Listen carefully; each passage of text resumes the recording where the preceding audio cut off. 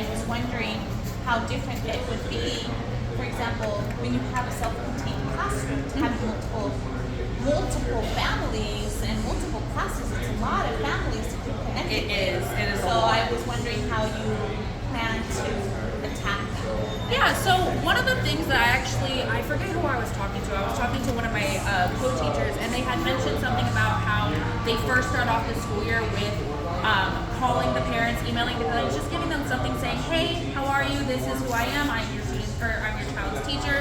Just letting them know. I definitely want to keep them a bit more updated on their students' grades. We have to email them or let them know anyway if they are failing, but I want to be a little bit more adamant on that, making sure that they have that, the ample opportunity to be able to catch up whatever they need to catch up on, and also just making sure that they know that they have assignments, that they know that they have a canvas that they can look at, or like an Aries that they can look at. Because a lot of the times I'll get emails from parents saying, I didn't even know that my kid had this, and I'm like, well, I've been telling them for the past 2 weeks, it's been on campus for them, so just really making sure that I'm giving them that constant information.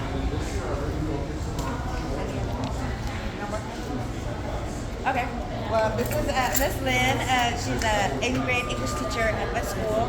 I want to first start by saying I'm really glad you joined the Davis family. We're actually very grateful to have you. Miss Lynn came to us not at the beginning of the year. So she started later on in the year because the former English teacher was promoted. And so she took on a class, and she didn't just take on one class. She has about 180 students.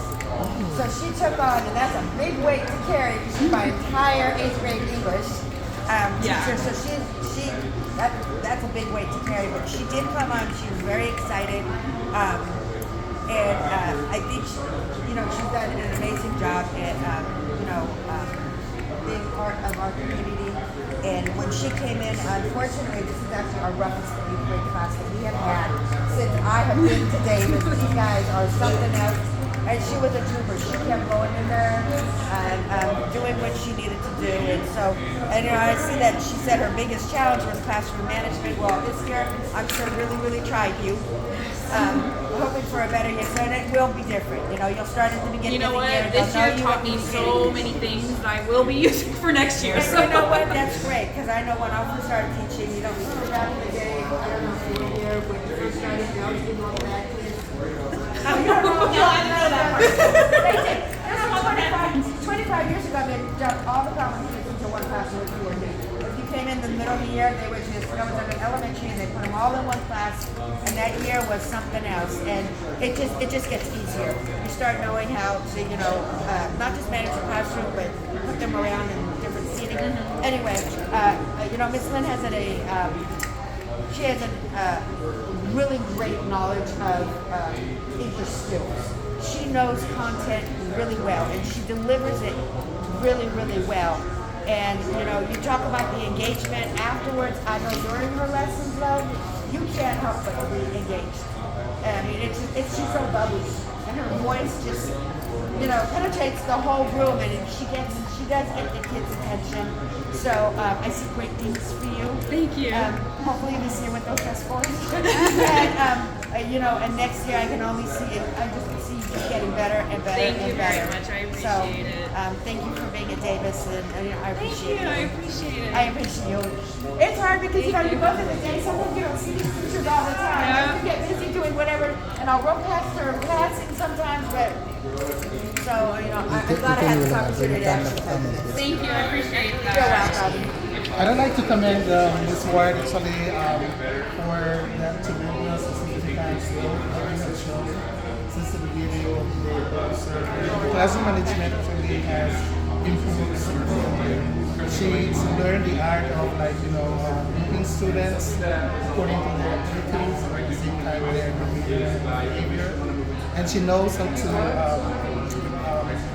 disrupt the chaos subtly and at the same time directly. And I think both are effective. When it comes to classroom management, I've been in the teaching profession for more than 30 years. I still struggle with that once in a while. I think it's an inherent nature of teaching, particularly in inner community or Title I schools. I do. You know what? But I think that humility to learn at the same time, humility to accept the shortcomings of a student at the same time.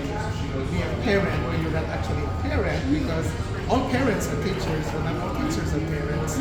So that's such a challenge.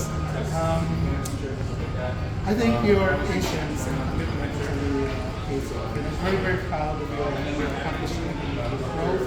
I could only wish you the best. And I actually told her, why don't you move to Dominguez High School? No.